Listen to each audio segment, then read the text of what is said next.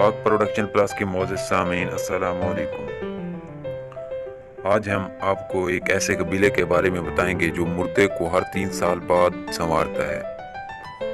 Jakarta Indonesia से एक ऐसी हैरान कुन खबर आई है कि जिसने सबको वर्ता हैरत में डाल दिया है, जहां पर हर एक कबीले में लोग हर 3 साल बाद मरने वालों की कब्रें खोद कर लाशें बाहर निकालते हैं, नए कपड़े पहनाते हैं, चश्मे लगाते हैं और सजाते संवारते हैं।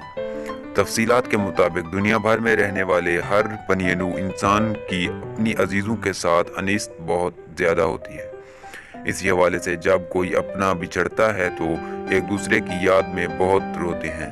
ताहम इंडोनेशिया से आने वाली खबर ने सबको झदर कर दिया है। डेली स्टार की रिपोर्ट के मुताबिक इंडोनेशिया के जनूबी खिते सलावेसी के इलाके तूरजा का तारजन नामी कबीले के लोग हर 3 साल बाद अपने मरने वालों की कब्रें खोद कर उनकी लाशें बाहर निकालते हैं, उन्हें नए कपड़े पहनाते हैं, चश्मे लगाते हैं और संवारते हैं।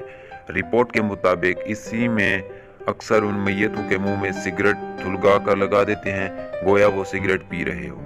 अक्सर लोग उन मुर्दों को सजाने के बाद उनके साथ तस्वीर भी बनाते हैं।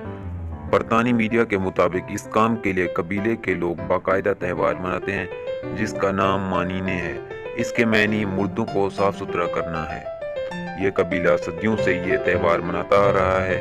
उनका अकीदा है कि ऐसा करने से मरने वालों की रूहें अपना ख्याल रखे जाने पर उनसे खुश होती हैं और उन्हें इनाम देती हैं। उम्मीद है आपको ये वीडियो पसंद आई होगी। इस तरह की और इन्फॉर्मेटिव वीडियो देखने के लिए आप मेरे YouTube चैनल पाक प्रोडक्शन प्लस को सब्सक्राइब कर दें और घंटी के बटन को लाजमी दबाएं ताकि लेटेस्ट अपडेट्स मिलती रहें।